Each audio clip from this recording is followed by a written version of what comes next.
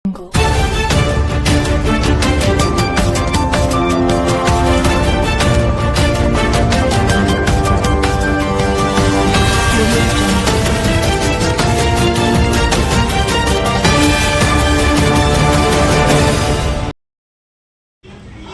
Hello ನಮಸ್ಕಾರ ಪ್ರಿಯ ವೀಕ್ಷಕರೇ, RD ನ್ಯೂಸ್ಗೆ ಸ್ವಾಗತ ಸುಸ್ವಾಗತ. ಜಮಖಂಡಿ ಶಹರ್ ಠಾಣೆ ಪೊಲೀಸರಿಂದ ಅಂತರ ಜಿಲ್ಲಾ ಮೋಟಾರ್ ಸೈಕಲ್ ಕಳ್ಳನ ಬಂಧನ. ದಿನಾಂಕ 7-8-2025 ಶ್ರೀ ಯಲ್ಲಪ್ಪ ಭೀಮಪ್ಪ ಕಾಗವಾಡ್, ಸಾಕಿನ್ ಸಿದ್ದಾಪುರ್, ತಾಲೂಕು ಜಮಖಂಡಿ ಇವರು ನೀಡಿದ ಲಿಖಿತ ದೂರಿನಲ್ಲಿ ಜಮಖಂಡಿ ನಗರದ ಗೌಳಿಗಲ್ಲಿ ಕ್ರಾಸ್ ಹತ್ತಿರ ಹನುಮಾನ್ ದೇವಸ್ಥಾನ ಮುಂದೆ ನಿಲ್ಲಿಸಿದ ತನ್ನ ಮೋಟಾರ್ ಸೈಕಲ್ K48 EA 2749 ಗಾಡಿ ನಂಬರ್ ಆಗಿದ್ದು ಕಳ್ಳರು ಕಳುವು ಮಾಡಿಕೊಂಡು ಹೋಗಿರುತ್ತಾರೆ ಅಂತ ನೀಡಿದ ದೂರಿನ ಮೇರೆಗೆ ಜಮಖಂಡಿ ಶಹರ್ ಪೊಲೀಸ್ ಠಾಣೆ ಮೊಕದ್ದಮೆ ಸಂಖ್ಯೆ 80/2025 ಕಲಂ 305 BNS ಕಾಯ್ದೆಯಂತೆ ಪ್ರಕರಣ ದಾಖಲಾಗಿರುತ್ತದೆ.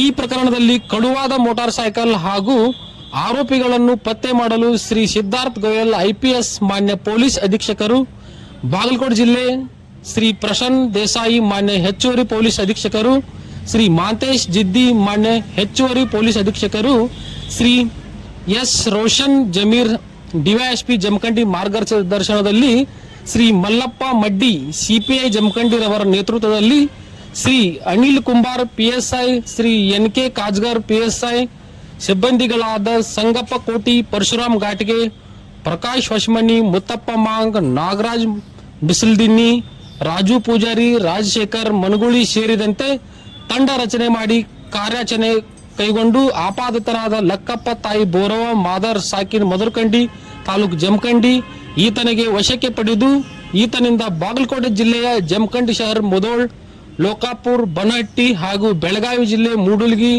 ಮುರುಗೋಡ್, ಸವದತ್ತಿ ಮತ್ತು ವಿಜಯಪುರ ಜಿಲ್ಲೆಯ ಗಾಂಧಿ ಚೌಕ್, ಬಬಲೇಶ್ವರ್, ಬಸವನ ಬಾಗೇವಾಡಿ ಠಾಣಾ ವ್ಯಾಪ್ತಿಯಲ್ಲಿ ಕಳುವಾದ ಅಂದಾಜು 11 ಲಕ್ಷ ಕಿಮ್ಮತ್ತಿನ ವಿವಿಧ ಕಂಪನಿಯ ಒಟ್ಟು 24 ಮೋಟಾರ್ ಸೈಕಲ್ಗಳನ್ನು ವಶಪಡಿಸಿಕೊಂಡು ಆರೋಪಿತನಿಗೆ ನ್ಯಾಯಾಂಗ ಬಂಧನಕ್ಕೆ ಒಪ್ಪಿಸಲಾಗಿದೆ. ಈ ಕಾರ್ಯವೈಖರಿಯನ್ನು ಶ್ಲಾಘಿಸಿ ಸೂಕ್ತ ಬಹುಮಾನವನ್ನು ಘೋಷಿಸಲಾಗಿದೆ. ವರದಿ ರವಿ ದೊಡ್ಮನಿ, ಆರ್ಡಿ ನ್ಯೂಸ್, ಜಮಖಂಡಿ. ಈ ಕೇಸ್ ಬಗ್ಗೆ ಸ್ಪೆಸಿಫಿಕಲಿ ಹೇಳುವಾಗ ಮೊನ್ನೆ ಯಲ್ಲಪ್ಪ ಭೀಮಪ್ಪ ಅವರದ್ದು 7ನೇ ತಾರೀಕು 8 ಆಗಸ್ಟ್ ತಿಂಗಳು ಅಲ್ಲಿ ಬೈಕ್ ಕಳ್ತನ ಆಗಿತ್ತು ಹನುಮಾನ್ ಟೆಂಪಲ್ ಹತ್ತಿರ.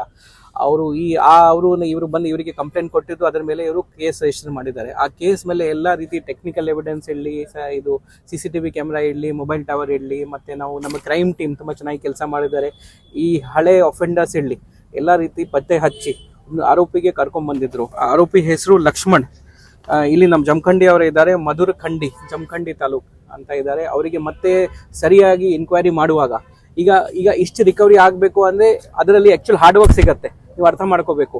ನಮ್ಮ ಕ್ರೈಮ್ ಅಂದ್ರೆ ಒಂದೇ ಬೈಕ್, ನಾವು ನಮ್ಮ ಕ್ರೈಮ್ ರಿಕವರಿ ಮಾಡಿ ನೀವು ಬೇರೆ ಕಡೆ ಏನ್ ಮಾಡಿದಿರ ನಮ್ಗೆ ಸಂಬಂಧ ಇಲ್ಲ ಅಂತ ಮಾಡಿಲ್ಲ. ಇಡೀ ಸ್ಟೇಟ್ ಪೊಲೀಸ್ ಒಂದೇ ಇದೆ. ಅವರು ಬೇರೆ ಕಡೆ ಎಷ್ಟು ಕಡೆ ಅಫೆನ್ಸ್ ಮಾಡಿದ್ದಾರೆ, ಯಾವ ರೀತಿ ಮಾಡಿದ್ದಾರೆ, ಎಲ್ಲ ರೀತಿ ಪೂರ್ತಿ ಇನ್ಕ್ವೈರಿ ಮಾಡಿದ್ದಾರೆ. That is the real hard work in policing. ನಮ್ದು ನಾವು ರಿಕವರಿ ಮಾಡಿಬಿಟ್ಟಿದ್ದೀವಿ ಮತ್ತೆ ಬಿಟ್ಟು ಕಳಿಸ್ತೀವಿ ಅಂತ ಮಾಡಿಲ್ಲ. ಇವತ್ತು ಕ್ರೈಮ್ ಟೀಮ್ ಇವರು ಮತ್ತೆ ಇವತ್ತು ಕ್ರೈಮ್ ಟೀಮ್ ಎಲ್ಲಿ ಲಾಸ್ಟ್ 6 months ಅಲ್ಲಿ ಎಲ್ಲಿ ಯಾವ ಕಡೆ ಹೋಗಿದ್ದಾನೆ, ಏನ್ ಮೂವ್ಮೆಂಟ್ ಇದ್ರು, ಎಲ್ಲಿ ಬೈಕ್ ಆಫರಿ ಆಗಿದೆ, ಅಕ್ಕಪಕ್ಕ ಡಿಸ್ಟ್ರಿಕ್ಟ್ ಕಾಂಟ್ಯಾಕ್ಟ್ ಮಾಡಿ ನಿಮ್ದು ಎಷ್ಟು ಆಫೆನ್ಸ್ ಆಗಿದೆ, ನಿಮ್ದು ಏನ್ ರಿಕವರಿ ಆಗಿಲ್ಲ, ಎಲ್ಲ ಕಷ್ಟಪಟ್ಟು ಎಲ್ಲ ಡೀಟೇಲ್ಸ್ ಕಲೆಕ್ಟ್ ಮಾಡಿ ಕ್ರೈಮ್ PSI ಅವರು, ನಮ್ಮ ಇಬ್ಬರು PSI ಅವರು, ಕ್ರೈಮ್ ಟೀಮ್ ಅವರು ಅವ್ರ ಕಡೆಯಿಂದ ಎಲ್ಲ ಹೋಮ್ವರ್ಕ್ ಮಾಡಿ ಮತ್ತೆ ಆ ಹೋಮ್ವರ್ಕ್ ಮೇಲೆ ಇವರಿಗೆ ಮತ್ತೆ ಇನ್ಕ್ವೈರಿ ಮಾಡಿ 24 ಬೈಕ್, ನನ್ನ ಪ್ರಕಾರ ಈ ವರ್ಷದಲ್ಲಿ ನಮ್ಮ ಜಿಲ್ಲೆದು ಹೈಯೆಸ್ಟ್ ರಿಕವರಿ 24 ಬೈಕ್ ಈಗ ಆಗ್ತಾ ಇದೆ ನನ್ನ ಗಮನಕ್ಕೆ. ತುಂಬಾ ಚೆನ್ನಾಗಿ ಕೆಲಸ ಮಾಡಿದ್ದಾರೆ. ಅಲ್ಲಿ ನಮ್ಮ ಸಂಗಪ್ಪ ಕೋಟಿ ಕ್ರೈಮ್ ಟೀಮ್ ಅಲ್ಲಿ ಇರುವ ಸಂಗಪ್ಪ ಕೋಟಿ ಅವರು, ಪರಶುರಾಮ್ ಘಟ್ಗೆ, ಪರಶುರಾಮ್ ಹೊಸಮನಿ, ಮುತ್ತಪ್ಪ ಮಂಗ, ನಾಗರಾಜ್ ಬಿಲ್ಸ್ಮನಿ, ರಾಜು ಪೂಜಾರಿ, ಮತ್ತೆ ಇದು CDR ಅಲ್ಲಿ ಯಾರು ಚೆನ್ನಾಗಿ ಕೆಲಸ ಮಾಡಿದ್ರು ಎಲ್ಲ ತುಂಬಾ ಚೆನ್ನಾಗಿ ಕೆಲಸ ಮಾಡಿದ್ದಾರೆ. ಇನ್ನು ಮುಂದೆ ನಾವು ರಿವಾರ್ಡ್ ಕೂಡ ಕೊಡ್ತೀವಿ. ಹಳೆದು ರಿವಾರ್ಡ್ ಕೂಡ ಪೆಂಡಿಂಗ್ ಇದೆ, ಅದು ಕೂಡ ಇವತ್ತು ನಾವು ಸ್ಯಾಂಕ್ಷನ್ ಮಾಡ್ತಾ ಇದೀವಿ. ಇದರ ಬಗ್ಗೆ ಕೂಡ ಮಾಡ್ತಾ ಇದೀವಿ.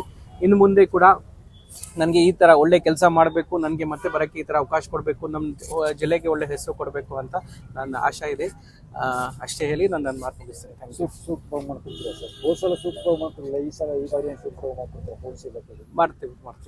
ಮಾಡ್ತೀವಿ. ನಮ್ದು ಏನು ಸಿಸ್ಟಮ್ ಏನಿದೆ, ಇದು ಕೂಡ ಇವರು ಪ್ರಪೋಸಲ್ ಕಳಿಸಿದ್ದಾರೆ, ಅದು ಕೂಡ ನಾವು ಇವತ್ತು ಸ್ಯಾಂಕ್ಷನ್ ಮಾಡ್ತಾ ಇದೀವಿ. ಇದ್ರ ಬಗ್ಗೆ ಕೂಡ ಮಾಡ್ತೀವಿ. ಈಗ ಲಾಸ್ಟ್ ನಾನು ಈಗ ಬೆಳಿಗ್ಗೆ ನನಗೆ ಬರುವಾಗ ಇದು ಲಾಸ್ಟ್ ವೀಕ್ದು ಫಿಗರ್ಸ್ ಮಾತ್ರ ಹೇಳ್ತಾ ಇದ್ದೀನಿ, ಹೋದ ವರ್ಷದ್ದು. ಹೋದ ವಾರ ಇವರು 13 ಕೇಸ್ ಮಾಡಿದ್ದಾರೆ. ಮತ್ತೆ ಎಲ್ಲ ಕಡೆ ಮಾಡ್ತಾ ಇದ್ದಾರೆ, ಸಾವಲ್ಗಿಯಲ್ಲಿ ಮಾಡ್ತಾ ಇದ್ದಾರೆ, ಇಲ್ಲಿ ಮಾಡ್ತಾ ಇದ್ದಾರೆ, ಜಮಖಂಡಿ ಟೌನ್, ಜಮಖಂಡಿ ರೂರಲ್ ಅಲ್ಲಿ ಕೂಡ ಮಾಡ್ತಾ ಇದ್ದಾರೆ. ಆ ಮಾವ ಬಗ್ಗೆ ಪಬ್ಲಿಕ್ಗೆ ಎಲ್ಲಿ ಮಾಹಿತಿ ಬರ್ತಾ ಇದೆ ದಯವಿಟ್ಟು ನಮಗೆ ಮಾಹಿತಿ ಕೊಡಿ. ಅದ್ರ ಬಗ್ಗೆ ಯಾವುದು ರಿಲ್ಯಾಕ್ಸೇಷನ್ ಇಲ್ಲ, 100% ನಾವು ಮಾಡ್ತಾ ಇದ್ದೀವಿ.